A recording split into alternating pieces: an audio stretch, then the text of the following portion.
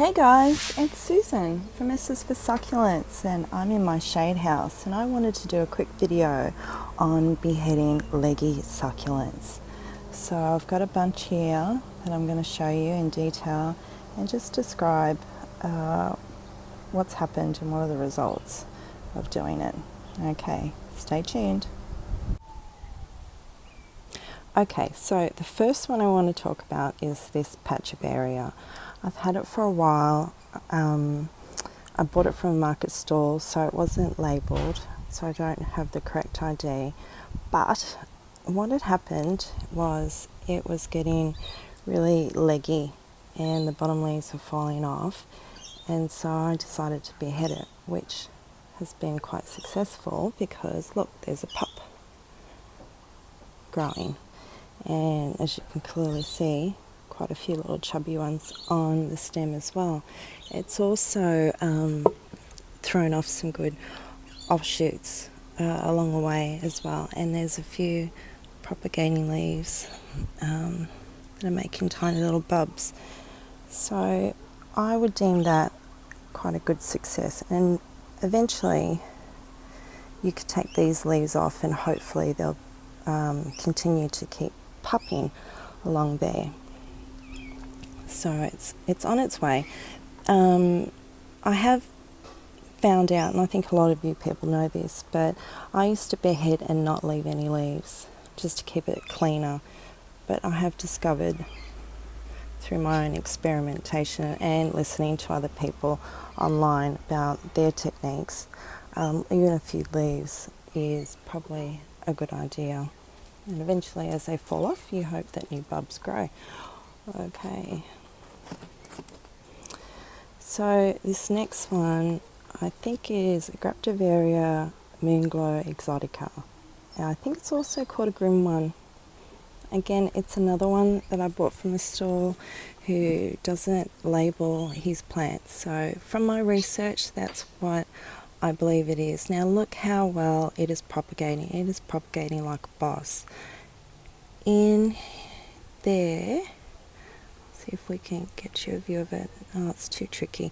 That's where I cut the main head off, and I've been watching it for a couple of months now, and it's just filled up the stem. Same situation as before. It got leggy, and it's thrown off all of this, and it's just so dense. So that's why when you do beheadings, you are more than likely guaranteed to really multiply your plants, or at least really get it a bit more dense and bushy. What I mean by multiplying plants, if you are unsure, is what I could do is I could pop that off, and pop that one off, losing focus, hang on, and remove all these pups and reset them as new plants.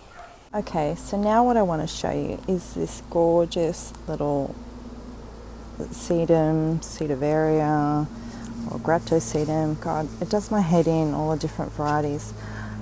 I'm suspecting it's a Pat's Pink, and it's just not as orange because I've been growing in a shade house. It could be a Sedum bronze. No, it's not that.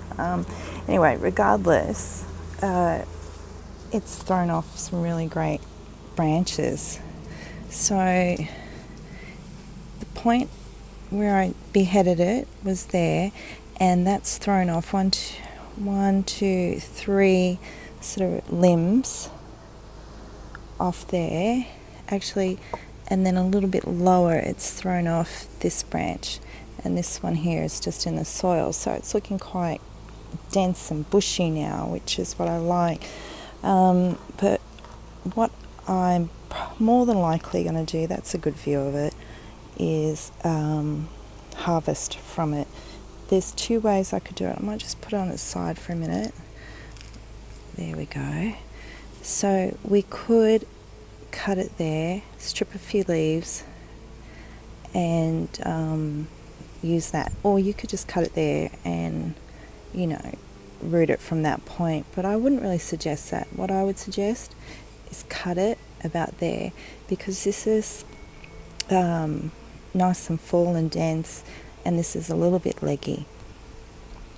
And so you could take a few heads like that, and it would look a lot more compact. And then you should still get growth on these points after you've cut that main head off. And look, imagine, you know, you could set that in another pot, really in a real compact sort of low to the, you know, low and shallow sort of perspective, and it would look really pretty. Okay, so this PVN, Pearl von Neuburg, I took the main part of it off about 3 weeks ago, and now we've got 1, 2, 3 babies. So I envision in about a month's time, you know, these will look a lot more prominent and start to grow into a bit of a bouquet sort of look, and hopefully I might get a few more, and you know, these main leaves will probably disappear by then, so I think that's going to turn out really pretty. So the next example I want to show you are these Victor canes, Graptivaria Victor cane. First of all, let's just admire the beauty of them. They are so pretty. They have these really soft pink markings, and the colour does vary throughout the year depending on the lighting conditions and so forth, but nevertheless they're always gorgeous, and they're fat and chubby leaves. So I had a few single heads like this one, and I was a little bit frustrated because they weren't growing fast and dropping leaves, and so I decided I'll do a head chop on all of them. And back then I didn't leave leaves, I just chopped off the whole top. So as an example, you can see the cut point right there, but amazingly it threw off, this one particularly threw off 3 new heads, and they're just stunning.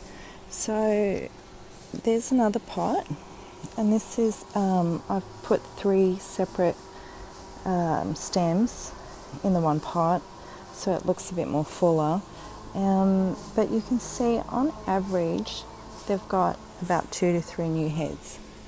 And here is another example just on its own what I mean. So the one beheading threw off 2 new heads, and we'll just have a look at this last one. So there you go, isn't that pretty?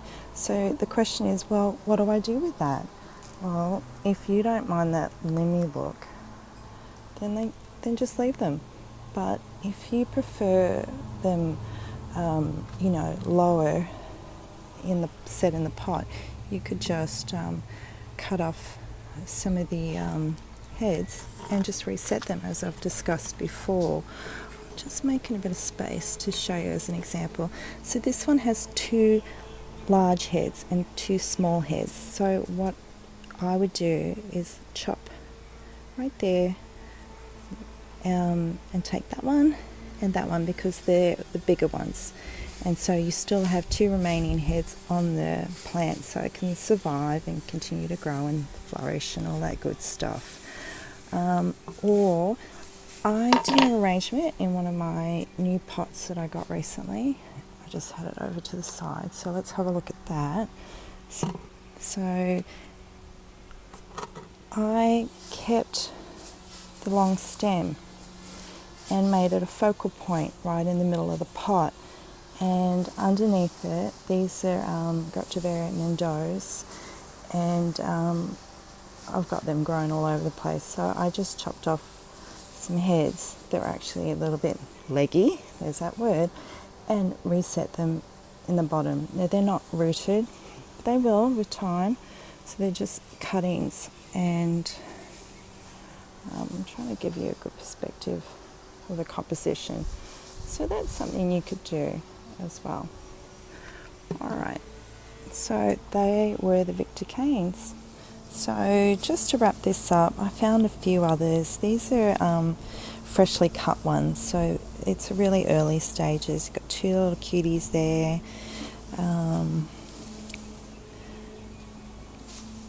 That's the name. Got a little cutie pup there. This here is a whole new head.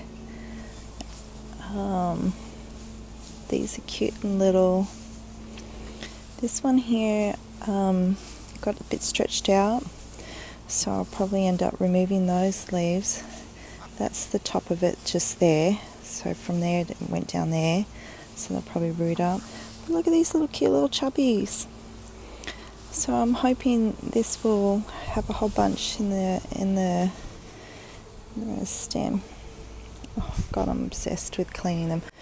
So I hope you all feel a bit more inspired if you haven't tried this before as a technique. And I really, really encourage you to just try it. Don't be afraid. I know we don't like cutting our succulents, but it's like getting a good haircut. It just comes back thicker and healthier. So thanks for watching, and I'll speak to you guys next time.